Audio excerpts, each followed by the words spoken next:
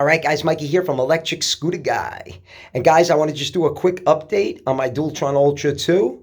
I finally got the steering damper put on and the double clamps for the folding mechanism put on. Oh my God. If anybody owns a Dualtron, any kind of Dualtron, I don't even care if it's the Dualtron X, you have to put a steering damper on these scooters because not for nothing, the steering is just way too loose. After about 40, 42 miles an hour, it starts shaking like crazy. I mean, not for nothing, if you're going into the wind, forget it. You can't even get this bike up to 45 miles an hour. It just shakes.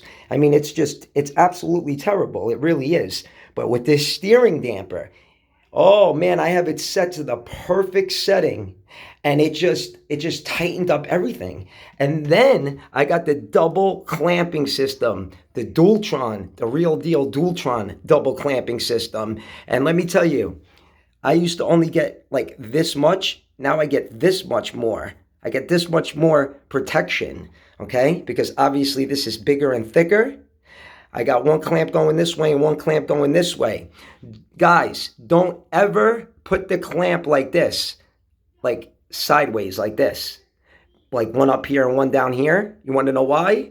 Because look at the folding mechanism. Look at how much more you can bend it. If you put it on the side of the stem, it doesn't bend that far. So this lever can actually pop out while you're riding. And I see a lot of people on YouTube doing that, putting the lever, on the side right here instead of up like this and down like this. Because like I said, you get so much more, so much more. And it tightens it up more. Like I said, it can pop out if you hit a big bump or if your mechanism is a little loose, it can pop out. But what a great design. This was $182. You see it moves, but it's supposed to move because if it didn't, it would crack.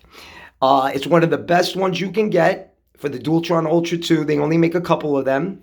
As you can see, it bolts on right here with the red screws.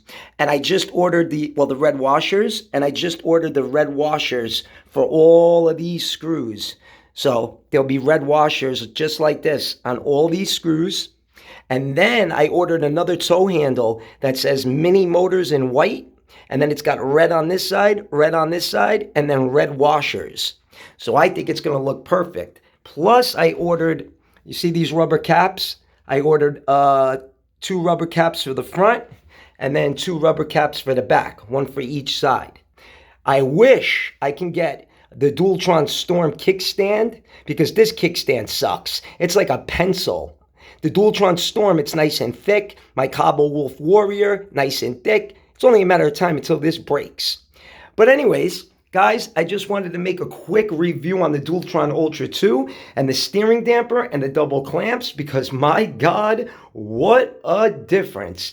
I mean, not for nothing, doing 50 miles an hour with a scooter that shakes, and if you go maybe a half an inch to the left or a half an inch to the right, you'll fall off the goddamn scooter.